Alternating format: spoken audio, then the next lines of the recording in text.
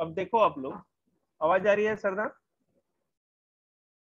Yes sir. Coal and petroleum हमारा chapter, हम लोग इसके बारे में बहुत सारे क्वेश्चन से आप लोगों ने पिछले 6 में 7th में हर बार मेरे से पूछा आप लोगों ने, वैसे 7th में ही पूछा। और आज वो दिन आया है जब इसकी कोई भी ऐसी चीज नहीं होगी जो हमें और आपको पता नहीं होगी, सब चीज हम लोग जान जाएंगे। देखते हैं।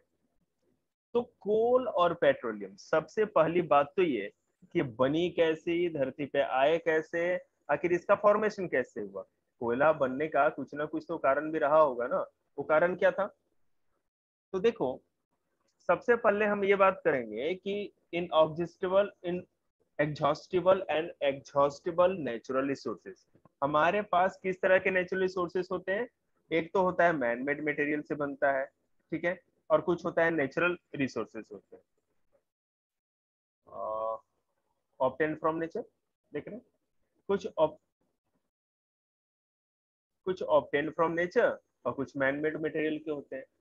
अब इनमें भी हम इन एग्जॉस्टिबल और एग्जॉस्टिबल नेचुरल रिसोर्स करते हैं, ठीक है। मैं अलग से व्हाइट बोर्ड पे भी इन सबों को समझाऊंगा।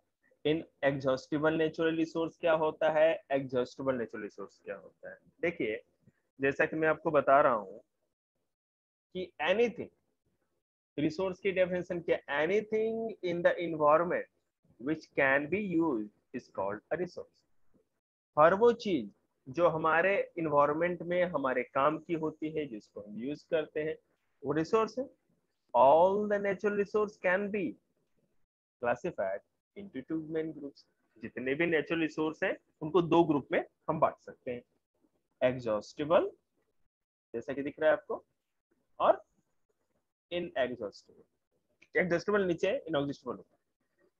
देखो, दोज नेचुरल रिसोर्स, ऐसे natural resource which are present in unlimited quantity in nature, जो बहुत ज्यादा मात्रा में, अनलिमिटेड मतलब कि जिनका लिमिट नहीं हो, कभी खत्म ही ना होने वाले, उस तरह से अगर हमारे नेचर में मिले तो are not likely to be exhausted, जो कि एग्जॉस्ट कभी होते ही नहीं।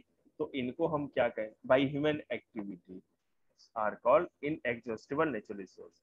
मतलब कि ऐसे नेचुरल रिसोर्स जो कि ह्यूमन एक्टिविटी के द्वारा कभी भी खत्म नहीं हो सकते, उनको इनएग्जॉस्टिबल नेचुरल रिसोर्स कहते हैं। अब खुद सोचो आप कि सनलाइट, हम कितनी भी धूप ले लें, सनलाइट खत्म होगा क्या? नहीं। विंड एनर्जी कितनी भी यूज कर ले, वो भी खत्म नहीं हो सकता। हाइड्रो इलेक्ट्रिसिटी कितनी भी यूज कर ले, पानी आता रहेगा और वो बिजली बनती रहेगी। तो ये सारी बातें हैं, ये सारी चीजें, ठीक है। तो जो रिसोर्स कभी खत्म ही ना हो, हम कितनी भी बार यूज करें, तो उनको कहते हैं इनएग्जॉस्टिबल नेचुरल। एग्जॉस्टिबल क्या होता है? Exhaustible means something which can be used up completely, जो completely यूज किया जा सकता है, so that nothing is left behind. Those resources which are present in the limited quantity in nature and can be exhausted by human activities are called exhaustible natural resources. For example, coal, petroleum, natural gas, mineral, forest, wildlife. ऐसे natural resource जिन जो कि एक limit में होते हैं, हमारे पास limited होते हैं। अगर हम ह्यूमन एक्टिविटी के द्वारा अगर हम लोग बार बार उसको यूज करते जाएं तो क्या होगा, वो खत्म हो जाएंगे। एक टाइम ऐसा आएगा कि वो खत्म हो जाएंगे, और वैसे क्या, उनको एग्जॉस्टेबल नेचुरल रिसोर्स कहते हैं। उनको क्या कहते हैं? Exhaustible natural resource. अब उसमें क्या है बेटा? Petrol, petroleum, natural gas, minerals, forest and wild life. ठीक है, वाइल्ड लाइफ मतलब जंगली जीव जंतु, सारी चीज होते हैं। अब देखो, तो हम अगर बात करें कि coal, petroleum and natural gas are also called non renewable resource of energy. ये नॉन रिन्यूएबल होते हैं, मतलब एक बार खत्म हो गए तो खत्म हो गए, हम इनको दोबारा नहीं बना सकते, ठीक है। और उसके साथ साथ हम इनको क्या कर सकते हैं कि meaning of the term fossil, fossils are the remain of the prehistoric plant or animal buried under the earth million of years ago. अब देखो, इनको जो हमारे पास एग्जॉस्टेबल रिसोर्स होते हैं, हम इसमें किसकी बात कर रहे हैं सरदा? एग्जॉस्टेबल की, जो खत्म हो जाता है। कोल और पेट्रोलियम तो ऐसे रिसोर्स है ना कि बार बार यूज करो तो खत्म हो जाएगा। तो इस तरह के रिसोर्स को एग्जॉस्टेबल कहते हैं, साथ ही साथ नॉन रिन्यूएबल भी कहते हैं क्योंकि दोबारा इसको बना नहीं सकते। और तीसरा इसका नाम क्या है, फॉसिल फ्यूल्स। फॉसिल फ्यूल्स नाम क्यों पड़ा, क्योंकि ये वैसे एनिमल और प्लांट के लाखों सालों तक, मिलियंस ऑफ ईयर तक जमीन में दबने के कारण बना है ना, जो कि मिलियंस ऑफ ईयर पहले दब चुके थे धरती के अंदर, उनसे बना है, इसीलिए उनको फॉसिल्स कहते हैं, फॉसिल फ्यूल कहते हैं। और फॉसिल किसको कहते हैं, डेड और डिकेइंग प्लांट, मतलब मरे हुए जीव जंतु या जो प्लांट्स हैं उनके जमीन के अंदर दबे होने को हम लोग उनको क्या कहते हैं, फॉसिल्स कहते हैं। तो अब हम लोग फॉसिल फ्यूल्स की बात करते हैं। आपको पता है कोल और petroleum both are fossil fuels, कोयला और पेट्रोलियम दोनों फॉसिल फ्यूल ही तो है, इसलिए हम लोग इसके बारे में देखते हैं। चलिए सबसे पहले फॉसिल फ्यूल होता क्या है अच्छे तरह से समझने की कोशिश करते हैं। देखिए, the natural fuel formed from the remain of living organisms buried under the earth long ago are called fossil fuels। एक सेकेंड बेटा, कोई कॉल आ गया, मेरे कॉल रिसीव कर लीजिए।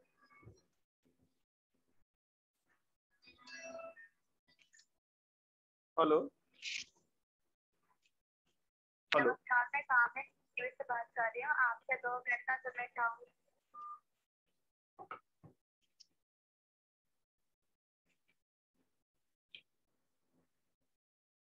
ये डिश टीवी वाले परेशान करते हैं। देखिए, तो हम बात कर रहे हैं फॉसिल फ्यूल्स की, तो मैंने आपको क्या बताया, नेचुरल फ्यूल। ये ऐसे नेचुरल फ्यूल होते हैं जो कि लिविंग ऑर्गेनिज्म के, मतलब प्लांट और एनिमल पार्ट्स के, जमीन ब्यूरिड मतलब कि जमीन के अंदर दब जाना है ना, जमीन के अंदर लाखों सालों तक, बहुत समय तक दबे हुए होने के चलते बनता है। ठीक है, तो इसी को क्या कहते हैं, फॉसिल फ्यूल्स कहते हैं। अब देखिए, कोल, पेट्रोलियम है ना, coal, petroleum and natural gas are fossil fuels. Coal, petroleum ये और नेचुरल गैस फॉसिल फ्यूल्स होते हैं। Coal, petroleum and natural gas are called fossil fuels because they were formed by decomposition of remain of prehistoric plant and animals buried under the earth long ago। देखिए,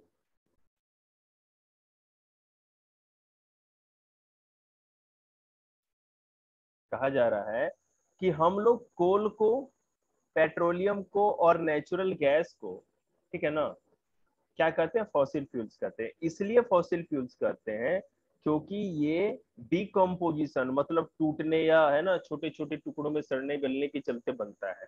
किस चीज के, pre historic plant. Pre historic plant किसको कहेंगे, जो लाखों साल पहले जमीन के अंदर ऐसे प्लांट के हिस्से एनिमल्स के मरने के बाद दब गए थे, जिनको कि फॉसिल्स कहते हैं। ठीक है, तो ऐसे एनिमल्स या प्लांट मटेरियल के जमीन के अंदर दबने के चलते ये बनते हैं, इसलिए इनको क्या कहते हैं, फॉसिल्स कहते हैं। और इसके बनने वाले फ्यूल को क्या कहते हैं, फॉसिल फ्यूल्स कहते हैं। Fossil fuels are exhaustible natural resources. Fossil fuels जो होते हैं एक समय ऐसा होता है जब खत्म हो जाते हैं, because once all the fossil fuels are used up they will they will be gone forever. जब एक बार अगर फॉसिल फ्यूल्स पूरा यूज कर लें तो एक टाइम ऐसा आएगा जो पूरा का पूरा खत्म हो जाएगा, हमें कभी नहीं मिलेगा। How fossil fuels are form, मैंने तो कितनी बार बताया आपको, फिर से देख लो, डेफिनेशन याद कर लेना। Fossil fuels were form from the dead of organism plant and animals buried under the earth million of years ago. लाखों साल पहले, है ना, लाखों साल पहले जो क्या कहते हैं, एनिमल और प्लांट्स के जो भी है, ये इनके दबने के चलते, जमीन के अंदर दबने के चलते इनका निर्माण हुआ है। ठीक है, इसीलिए इनको फॉसिल फ्यूल्स कहते हैं। अब देखिए, अब अगर हम बात करें कोल की, तो कोल क्या है वो देखते हैं। देखिए, कोल के बारे में तो आपको पता ही है, कोल मीन्स कोयला, ये दिख रहा है आपको, इससे कोल, ये तो दिख ही नहीं रहा भाई।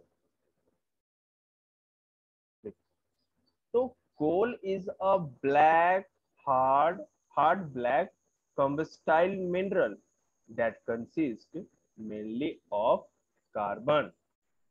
ठीक है ना। कोल क्या होता है? एक हार्ड और ब्लैक कलर का जलने वाला मिनरल। कंबस्टाइल मीन्स क्या होगा बेटा?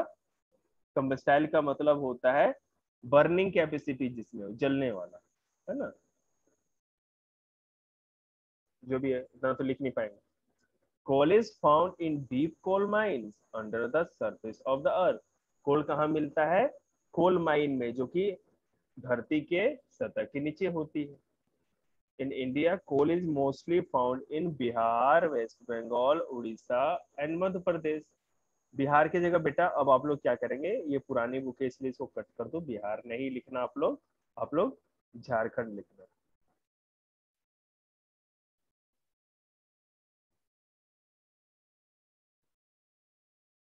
मेरी राइटिंग इतनी खराब नहीं है, मेरे से सर ड्राइंग नहीं क्या होती। पे झारखंड लिखना? बिहार की जगह झारखंड लिखना है। कोल सबसे अधिक झारखंड में, वेस्ट बंगाल, उड़ीसा और मध्य प्रदेश में मिलता है। ठीक है, बिहार में नहीं मिलता। बिहार अब अलग हो गया ना, पहले जब झारखंड और बिहार दोनों एक ही तो थे, 2000 में अलग हुए। हाउ कोल वाज फॉर्म, कितनी बार पढ़ा हूं मैं, ये तो पढ़ा ही दिया मैंने। Coal was formed by the decomposition of large land plants and trees buried under the earth about 300 million years ago। लाखों साल पहले, 300 साल पहले, 300 मिलियन ईयर अगो, जो प्लांट्स थे और प्लांट्स के पार्ट जमीन के अंदर दब गया और उन्हीं के डिकम्पोजिशन होने के चलते कोल का निर्माण हुआ। लेकिन हम लोग छोटे बच्चे तो है नहीं, इसलिए एक एक चीज पढ़ेंगे। This happened as follows: about 300 million years ago, the Earth had dense forests in low-lying wet and land areas due to which resources has more soil equals over the। एक बार मैं देख ली, इसको ड्रॉ करके समझाएंगे आप लोग अच्छी तरह से।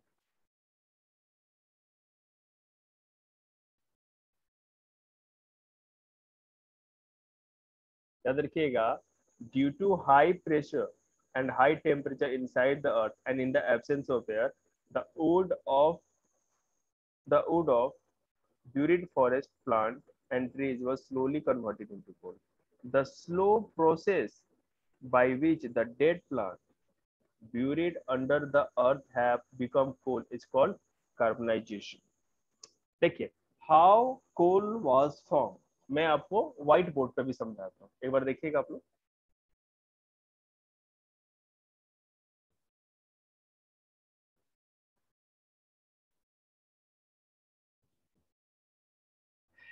देखिए, हुआ क्या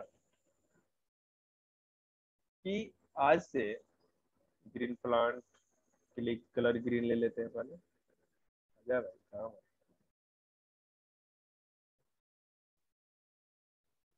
देखिए, आज से क्या हुआ, लाखों साल पहले बहुत सारे ट्रीज थे धरती पे, पूरा का पूरा अर्थ जो था, है ना, घने जंगलों से भरा पड़ा हुआ था।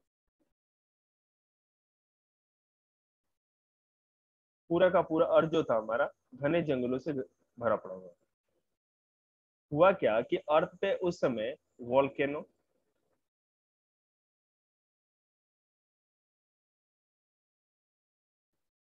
और अर्थ,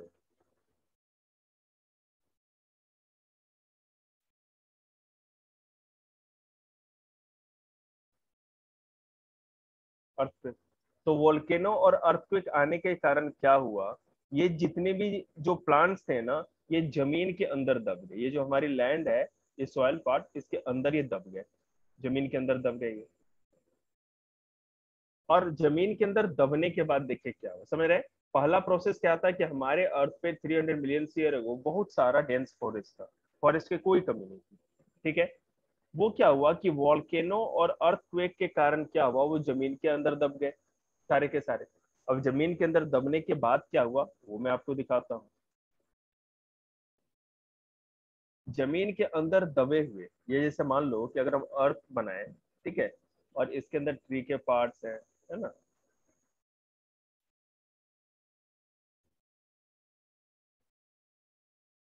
ये जो ट्री के पार्ट्स थे जमीन के अंदर,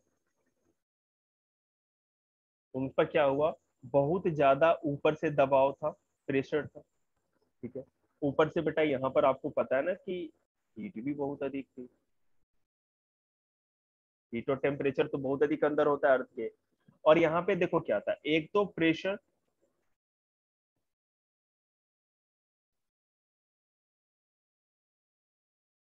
और दूसरा हीट। तीसरी चीज क्या थी, तीसरी चीज थी यहाँ पर, देखिए, एब्सेंस ऑफ एयर, मतलब कि ऑक्सीजन बिल्कुल भी नहीं था। अर्थ के अंदर क्या था, यहाँ पर ऑक्सीजन अंदर तो था ही नहीं। ऑक्सीजन के अनुपस्थिति में, मतलब एब्सेंस में, ज्यादा प्रेशर और हीट के चलते जो ये सारे जो पार्ट थे धीरे धीरे कोयले में बदलते चले गए। तो इस तरह से कोयले का निर्माण हुआ। अक्षित, तुम्हें समझ में आया? अक्षित, है कि नहीं भाई? Yes sir. समझ में आया बेटा कोल कैसे बना धरती पे? Yes sir. चलिए देखते हैं।